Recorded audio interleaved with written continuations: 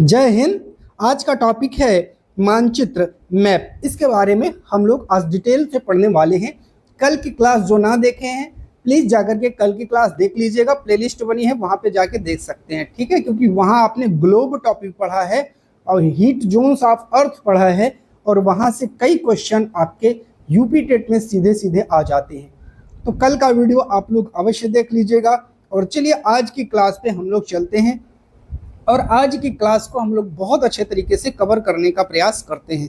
चलिए, पृथ्वी की सतह अर्थ सरफेस या इसके एक भाग का पैमाने के माध्यम से चपटी सतह पर खींचा गया चित्र मानचित्र कहलाता है। ये स्टार लगा लो, 2-3 बार इसकी डेफिनेशन ही पूछ ली गई है। क्या कह रहा है? पृथ्वी की सतह। चलो मैं आपको मैप में समझाता चलूंगा साथियों, आपको टेंशन बिल्कुल नहीं लेना है। चलो अच्छा, ये जब अपने पास ये है गोला है बाबू, तो गोला का यूज कर लिया जाए ना। चलिए, ये है मान लो हमारी अर्थ। क्या है साथियों? अर्थ है।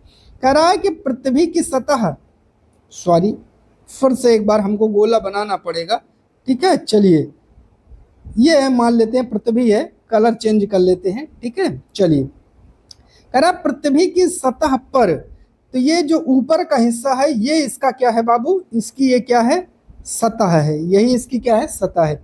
इसके एक भाग का पैमाने के माध्यम से चपटी सतह पर खींचा गया चित्र। अब मान लो पृथ्वी को मैं थोड़ा सा अलग कर दिया कुछ इस रूप में, ये अब इस तरह हमने अलग किया। अब पैमाने के हिसाब से हमने इसका एक ऐसे चित्र खींच लिया और इसी से हमने इसका एक डिजाइन बना दिया, ऐसे नक्शा। इसी को बोल देते हैं मानचित्र। क्या बोल देते हैं बाबू? मानचित्र। कोई दिक्कत? चलिए, अब आपसे जो एग्जाम में पूछा जाता है बाबू, मानचित्र कई प्रकार के होते हैं, ये आपको दिमाग में रखना है। सबसे पहला जो है आपको पढ़ना है भौतिक मानचित्र, फिजिकल मैप, ठीक है। चलिए, बहुत आराम से बहुत डिटेल में पढ़ते हुए चलेंगे। पृथ्वी की प्राकृतिक आकृतियों जैसे पर्वतों, माउंटेन्स, माउंटेन्स का मतलब जो 600 मीटर से क्या हो बाबू? ऊंचा हो। पठार, ठीक है, ये पर्वतों से छोटे होते हैं, मतलब 100 मीटर से लेकर के कई हजार मीटर तक ऊंचाई के भी होते हैं, याद रखिएगा पठार, ठीक है। प्लेटूज, मैदान जो समतल होते हैं, नदियां और महासागर, इन सभी को दर्शाने वाले मानचित्रों को भौतिक या उच्चावच मानचित्र, फिजिकल या रिलीफ मैप्स कहा जाता है। ये नाम देकर के बहुत कंफ्यूज करता है। उच्चावच मानचित्र, जो आपका भौतिक मानचित्र है वही उच्चावच मानचित्र है।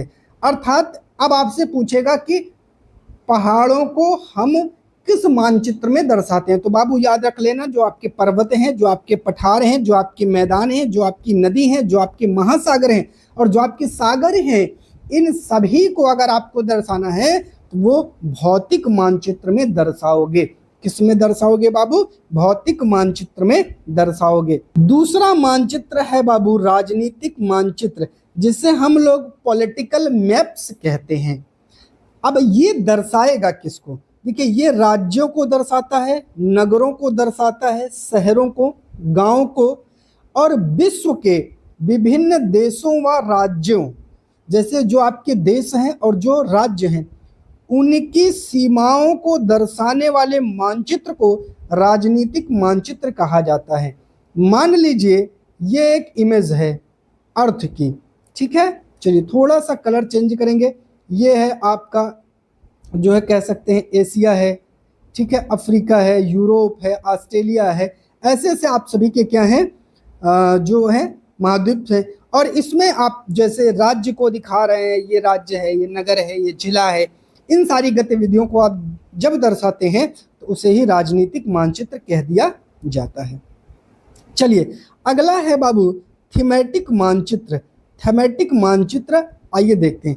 कुछ मानचित्र विशेष जानकारियां प्रदान करते हैं, जैसे सड़क मानचित्र एक विशेष जानकारी देता है सड़कों के बारे में। वर्षा मानचित्र, ये वर्षा के बारे में एक डिटेल जानकारी आप सभी को देता है। वन, फॉरेस्ट, उद्योग आदि के वितरण को दर्शाने वाले मानचित्र को हम लोग थीमेटिक मानचित्र कहते हैं। तो ये आपका क्या कहलाता है बाबू? थीमेटिक मानचित्र कहलाता है। यहां से एक क्वेश्चन आपके एग्जाम में फिक्स रहता है, याद कर लीजिएगा, ठीक है। चलिए अगला टॉपिक है साथियों डायरेक्शन, दिशा। चलिए अधिकतर मानचित्रों में ऊपर दाहिनी तरफ तीर का निशान बना होता है जिसके ऊपर अक्षर U लिखा होता है। यह तीर का निशान उत्तर दिशा को दर्शाता है। इसे उत्तर रेखा या नॉर्थ लाइन कहा जाता है। बाबू आइए हम आपको पूरा जो है मानचित्र ही समझा देते हैं। चलिए ये मान लो एक वर्ल्ड का मानचित्र है। क्या है बाबू? वर्ल्ड का मानचित्र है। हमेशा ऊपर की तरफ नॉर्थ होता है और नीचे की तरफ साउथ होता है। क्या होता है बाबू? साउथ। इधर आपका हो जाएगा ईस्ट और इधर आपका हो जाएगा बाबू वेस्ट हो जाएगा। इसे ऊ से उत्तर और दा से दक्षिण और पू से पूर्व और पा से पश्चिम भी लिख दिया जाता है। ऐसे ही एकदम आपको बनाना होता है। चार मुख्य दिशाएं उत्तर, दक्षिण, पूर्व एवं पश्चिम और इन्हें प्रधान दिग्बिंदु भी कहा जाता है। ठीक है। चलिए अगला टॉपिक है साथियों प्रतीक या सिंबल्स। आइए इसको हम लोग देखते हैं। किसी भी मानचित्र पर वास्तविक आकार एवं प्रकार में विभिन्न आकृतियों जैसे भवन, सड़कों, पुलों, वृक्षों, रेल की पटरियों, कुओं को दिखाना संभव नहीं होता। अब इतना बड़ा कुआं आप थोड़ी बनाएंगे, इतनी बड़ी रेल की पटरी थोड़ी बना देंगे आप। तो इसलिए वे निश्चित अक्षरों, छायाओं, रंगों, चित्रों, रेखाओं का उपयोग करके दर्शाया जाता है। ये प्रतीक कम स्थान में अधिक जानकारी प्रदान करते हैं। इन प्रतीकों को रूढ़ प्रतीक कहा जाता है। इन प्रतीकों के इस्तेमाल के द्वारा मानचित्र को आसानी से खींचा जा सकता है। एक छोटे क्षेत्र का बड़े पैमाने पर खींचा गया रेखाचित्र खाका कहलाता है। ये लाइन याद रख लीजिएगा। यहाँ से भी एक क्वेश्चन आपके एग्जाम में आया ही आया है, तो आपको ये टॉपिक भी बहुत अच्छे से तैयार करना है। अब इस टॉपिक में अगर आपको कोई भी डाउट लग रहा हो तो आप लोग कमेंट कर दीजिएगा। उस डाउट का समाधान हम एक अलग वीडियो बना करके आपको कर देंगे। बाकी ये वीडियो कैसी लगी, ये क्लास कैसी लगी, ठीक है, डेली आपको क्लासेस मिल रही हैं, आप लोग वीडियो को शेयर करते चलिए।